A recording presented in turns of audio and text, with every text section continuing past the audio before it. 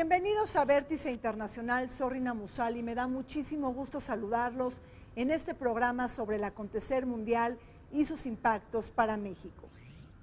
El día de hoy les presentamos un programa en el marco del Día Mundial de la Justicia Internacional que nos permite hablar del 15 aniversario de la Corte Penal Internacional rumbo a los 20 años del Estatuto de Roma, el tratado fundacional que reconoce los peores crímenes cometidos en contra de la humanidad. En ese sentido, hoy analizamos tres aristas en este programa: las luces y sombras de la Corte Penal Internacional, la crisis mayúscula por la que atraviesa frente al abandono de los países y de algunos países de África, así como la mirada que se ha levantado en la Corte Penal Internacional para diversos países de América Latina. En la segunda parte de este programa, un recuento legislativo de carácter internacional, y en nuestro tradicional segmento migratorio y fronterizo les vamos a presentar entrevistas especializadas sobre este tema. Acompáñenos.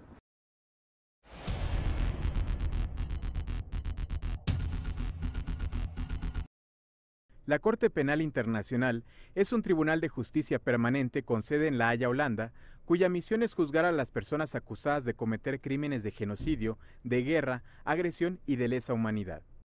En 1948, la ONU consideró por primera vez la posibilidad de establecer una Corte Internacional de Justicia en materia criminal, pero la idea no prosperó sino hasta después de ocurridos los genocidios en Yugoslavia y Ruanda durante la última década del siglo XX.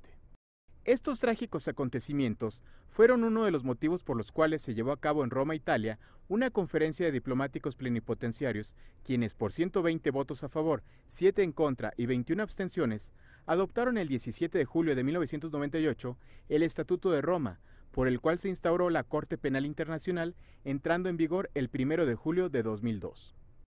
La Corte Penal Internacional se convirtió en el primer organismo judicial del mundo con carácter permanente que se encarga de perseguir y condenar los delitos que atentan contra el derecho internacional, evitando los retrasos inherentes de preparar una audiencia específica que pudiera ser aprovechada por los criminales para escapar, que los testigos sean intimidados o que las condiciones políticas y sociales pudiesen empeorar. A 15 años de haber entrado en vigor la Corte Penal Internacional, el Estatuto de Roma que lo constituye y en el cual se definen los crímenes más graves contra los derechos humanos, aún sigue sin ser firmado por 42 países, entre ellos Cuba, China, India, Irak y Nicaragua, y de los 139 estados firmantes, 31 no lo han ratificado, como es el caso de los Estados Unidos, Rusia, Sudán e Israel. El siglo XXI promete ser el más barbárico de la historia. Así lo dijo Marjorie Agosin, la escritora chileno-estadounidense, quien participó en un seminario sobre Holocausto y ciudadanía en el Museo de Memoria y Tolerancia en la Ciudad de México. Una frase que tiene como antecedente el siglo XX, en donde tuvo lugar el infierno de Auschwitz, el campo de exterminio judío que se convirtió en el mayor crimen del siglo XX. Un siglo en donde también atestiguamos la expansión de la violencia planetaria y delitos del derecho internacional, como la intención de destruir parcial o totalmente a un grupo étnico, nacional o religioso. Y es que ahí tuvo lugar el genocidio de Bosnia, de Ruanda, de Darfur, de Camboya, pero también el Holocausto armenio. Yo diría que después de la Segunda Guerra Mundial, la humanidad entró en un nuevo paradigma. El paradigma anterior del progreso, el conocimiento, que eso nos traería bienestar, fue cambiado por dos documentos firmados en el 48. El primero es la Convención para la Prevención y Sanción del Delito de Genocidio, que es antecedente del Estatuto de Roma. Es decir, la humanidad dijo nunca más el horror como el horror vivido en la Segunda Guerra Mundial. Y el segundo documento firmado un día después, en diciembre del 48, es la Declaración Universal de los Derechos Humanos. Es decir, el proyecto civilizatorio que arranca después, que arranca desde las cenizas de Auschwitz, es el proyecto que tiene como sustento el que todos los seres humanos nacemos libres y somos iguales en dignidad y derechos, que es el artículo primero de la Declaración Universal. Y a partir de ahí el compromiso internacional por sancionar y prevenir los crímenes atroces. De entonces para acá, pues hemos atestiguado no uno ni dos, sino varios episodios muy, muy oscuros. donde la comunidad internacional tuvo la voluntad en el 48 de marcar este nuevo paradigma, pero lo que hemos visto en las últimas décadas es una incapacidad política por encarnar y darle vida a este proyecto.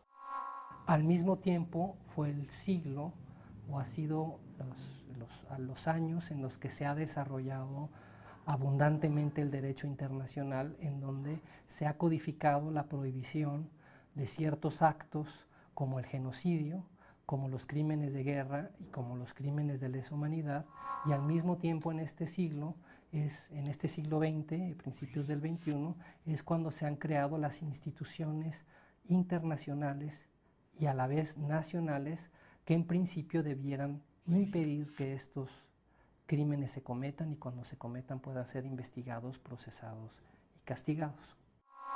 Creo que estamos hablando de posturas totalmente distintas, porque por una parte tenemos ya instituciones como la Corte Penal Internacional, que está por cumplir 15 años, y que son la intención, más bien reflejan la intención de la comunidad en combatir todos esos crímenes de lesa humanidad, de guerra, agresión. Es decir, estamos hablando de una disposición hacia la cooperación judicial internacional a nivel global. El problema es que no necesariamente todos los países que son miembros de Naciones Unidas son parte de la Corte Penal. Por otra parte, tenemos también los esfuerzos que se hacen a nivel de tratados internacionales para la protección de derechos humanos. Y digamos que con esos dos puntos estamos tratando de ir avanzando y no necesariamente estar viviendo en Auschwitz.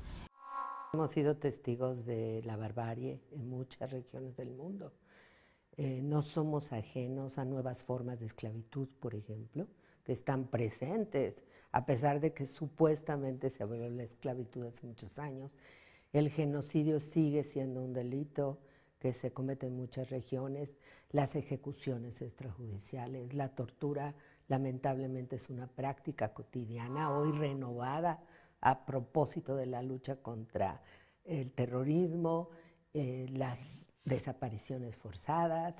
Entonces, a pesar de los avances legislativos a nivel del derecho internacional y nacional en la mayoría de los países, pues sigue esta expresión brutal del abuso de poder, de la violencia cometida contra los más débiles. Creada en 1998 a iniciativa de Naciones Unidas el Estatuto de Roma, es que la Corte Penal Internacional entró en vigor hace 15 años con la firme intención de universalizar los derechos humanos y llevar castigo a los responsables de cometer crímenes de guerra, genocidio y crímenes de lesa humanidad. Con anterioridad se habían celebrado los juicios de Nuremberg y Tokio para juzgar los crímenes cometidos durante la Segunda Guerra Mundial, y en la década de los 90 del siglo XX se pusieron en marcha los tribunales penales para la ex Yugoslavia y Ruanda a propósito de castigar los actos genocidas que avergonzaron a la totalidad de la comunidad internacional. En sus 15 años de existencia, la Corte Penal Internacional mantiene 24 casos, 10 bajo examinaciones preliminares, 10 bajo investigación y 14 bajo fase judicial, cuyas penas máximas son de 30 años de prisión y nunca puede condenar a muerte, según información de su página oficial. Que la adopción del Estatuto de Roma que crea la Corte Penal Internacional en 1998 trae consigo es que se da un acuerdo global sobre cuáles crímenes deben ser extirpados de la faz de la tierra. Es decir, la comunidad internacional acordó en Roma que el genocidio, los crímenes de guerra y los crímenes de lesa humanidad ya no tienen cabida en la moralidad internacional, en las relaciones internacionales, y no es aceptable que los gobiernos, incluidos los jefes de Estado, puedan tener como parte de sus políticas al interior de los países la posibilidad de cometer este tipo de crimen. Bueno, yo creo que la misma creación de la Corte es muy esperanzadora. Si me dijeras, ¿qué te da la Corte? Bueno, la posibilidad, la creencia de que la impunidad puede ser combatida, de que puede ser atacado. esta idea de solapar conductas que han generado grandes violaciones a derechos humanos. Entonces la creación, yo creo que la Corte surge en un momento donde hay esa idea de acabar con la impunidad. Evidentemente la Corte Penal no es el único instrumento que hemos creado. Del 48 a la creación del Estatuto de Roma en 98, la humanidad presenció horrores y se crearon tribunales mixtos y tribunales ad hoc, es decir, está la experiencia del Tribunal Penal Internacional para la ex Yugoslavia, el Tribunal Penal Internacional para Ruanda y algunas cortes mixtas o tribunales mixtos como fue el de Sierra Leona, el de Camboya, el de Timor Oriental y algunos otros. Es decir, las experiencias ahí están, algunos con mejor resultado, algunos con no tanto, algunos con justicia que ha tardado mucho o muy cara o muy corta. Es decir, ahí están las experiencias. Una de las grandes críticas es precisamente este esquema de universalidad, porque se supone que la aspiración es que la Corte tenga competencia en todos los países donde se cometan los 4 delitos que se están sancionando con el Estatuto de Roma. El problema es que de acuerdo al Estatuto tiene un propio candado donde dice será competente la Corte solamente en los territorios de los estados parte y si es el caso de las afectaciones a la población de estados parte, es decir, estamos hablando aquí de un doble candado que es, si eres parte de la Corte Penal Internacional, el estatuto, automáticamente eres un sujeto imputable, bueno, de tu población o tus mandatarios, hay que recordar que estamos hablando de responsabilidad individual penal, tus mandatarios que estén ubicados en estos estados, pues son imputables ante la Corte, siempre y cuando, bueno, hayan ratificado. Y no necesariamente los 124 países han aceptado que las investigaciones prosperen. Los logros de la primera institución penal internacional de carácter permanente han sido variados a lo largo de los últimos 15 años. Bajo la tortuosa labor de llevar justicia más allá de las cortapisas de la soberanía nacional, la inmunidad y las prácticas obstruccionistas para proteger y dar cobijo a fugitivos y genocidas, se suman la complicidad de los gobiernos para dilatar testigos, rechazar pruebas y sesgar la información. Pese a ello, Tomás Lubanga no pudo evadir su cita con la justicia internacional al cumplir una pena de 14 años de prisión por el reclutamiento de niños soldado en la República Democrática del Congo, al igual que Charles Taylor, el presidente de Liberia, condenado por las atrocidades cometidas en la guerra civil en Sierra Leona. También fueron detenidos Pierre Bemba por violaciones cometidas en la República Centroafricana y Laurent Gbagbo, expresidente de Costa de Marfil, acusado de homicidio, violaciones y delitos cometidos mientras se aferraba al poder. Para el año 2002, pues entra en vigor con una fuerza impresionante, aproximadamente casi 140 países, o sea, en México pues tuvimos que hacer un esfuerzo enorme para lograr esa firma, sobre todo la ratificación, que fue extremadamente difícil, pero es una cosa esperanzadora. Sin embargo, yo creo que hay que hacernos cargo que la Corte pues no ha dado la respuesta que se esperaba. Entiendo que más de 9,000 denuncias, es decir, las organizaciones, los grupos defensores de derechos humanos vieron en la Corte esta esperanza, pero frente a todo eso, pues solo han procedido algunas.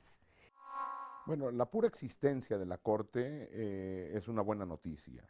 Yo, más que una institución que ya hoy en día esté sancionando los crímenes internacionales, diría que tenemos un buen proyecto. La humanidad está en el carril correcto a una velocidad equivocada, diría yo. La Corte ha tenido muchos problemas en la implementación real de la sanción a estos crímenes. La comunidad internacional ha fallado también, no nada más en la sanción, sino en la prevención.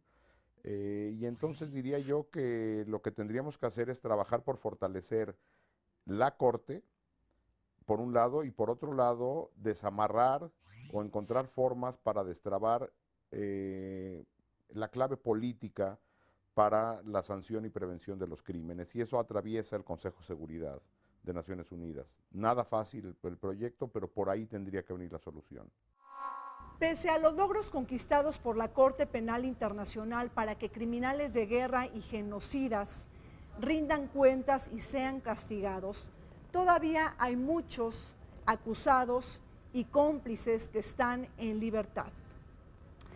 No obstante, la Corte Penal Internacional, quien giró una orden de arresto en contra del presidente de Sudán, Omar al-Bashir, por atrocidades cometidas en Darfur, este presidente viaja de manera impune por varios países de África porque cuenta con el cobijo de varias potencias centrales y regionales. Y es que otro revés para la Corte Penal Internacional también ha sido el caso de Joseph Kony, el ugandés, quien ha sido considerado uno de los criminales más sangrientos del mundo y quien todavía no ha sido apresado. Pero en medio de todo este laberinto de barbaridades, vale la pena preguntarse si la Corte Penal Internacional tiene competencia para enjuiciar delitos en Siria, es decir, la mayor tragedia humanitaria del siglo XXI.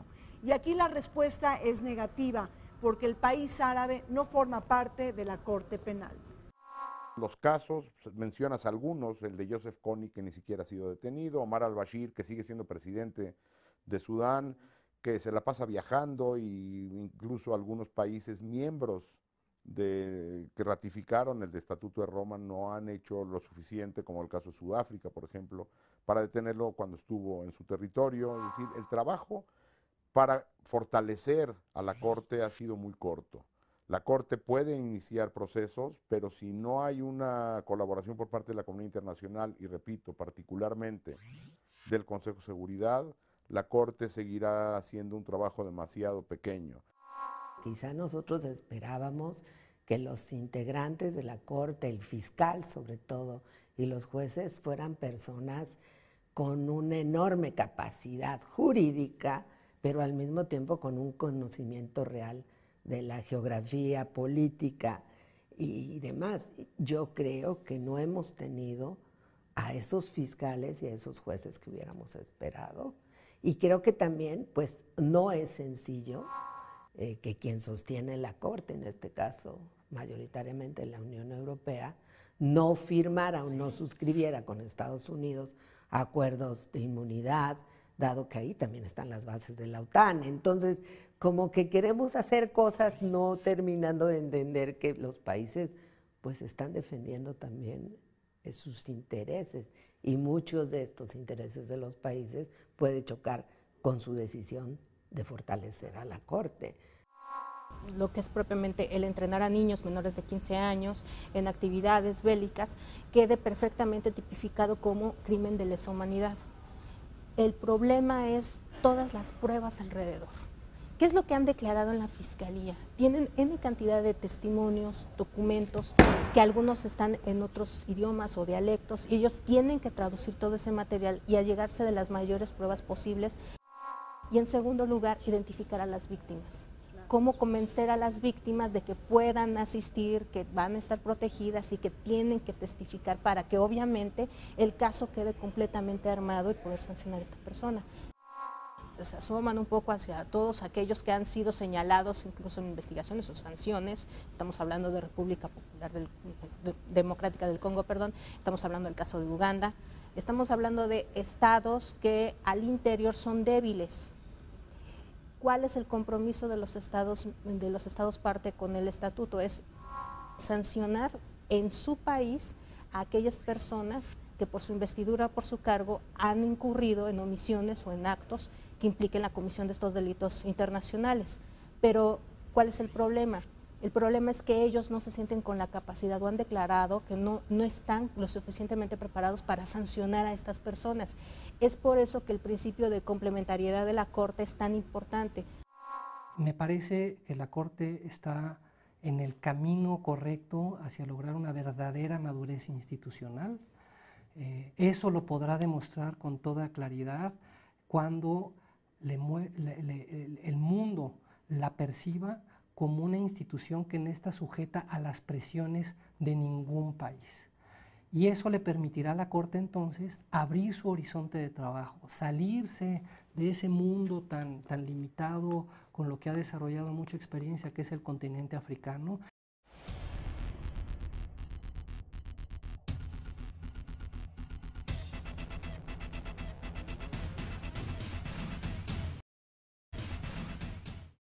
Una de las principales críticas que se han desplegado alrededor del desempeño que ha tenido la Corte Penal Internacional ha sido que ha focalizado su atención y su interés en el continente africano. Mientras que Senegal fue el primer país africano en ratificar el Estatuto de Roma en el año de 1999, otro país africano, Burundi, ha sido uno de los primeros en buscar la retirada de la Corte Penal Internacional junto con otros países como Gambia y Sudáfrica. Y es que el caso de Gambia resulta ser muy sintomático porque la fiscal general Fatou Bensouda, quien termina su mandato en el año del 2021, es originaria de este país y ella fue ministra de Justicia de este país africano. Aunque su nombramiento fue muy importante porque fue la primera mujer electa para dirigir los destinos de la Corte Penal Internacional, se le achaca su perspectiva regionalista. Habría que recordar que en la actualidad más de 120 países del mundo forman parte del Estatuto de Roma, todos los países de América del Sur, la mayoría de Europa y alrededor de más de 30 países de África. La idea cuando surge la Corte fue crear el Fondo de Víctimas. Este fondo no ha tenido quizá esta visibilidad que se esperaba. Por otro lado, sí hay un señalamiento real de que la mayoría de los casos solo están en África siendo investigados. Esto es una realidad. Cuando estás hablando de más de casi 130 países que han propuesto o han solicitado a la Corte la investigación. Entonces, la gota que derrama el vaso tiene que ver, por supuesto, también con Kenia, el presidente, etcétera. Entonces ellos han acusado, no de ahorita, desde hace ya varios años a la Corte, de racismo en cuanto a que hay una actitud donde solo se ha hecho selectivo los casos de África. Me parece que la Corte se ha ido por la más fácil, abrir casos donde la evidencia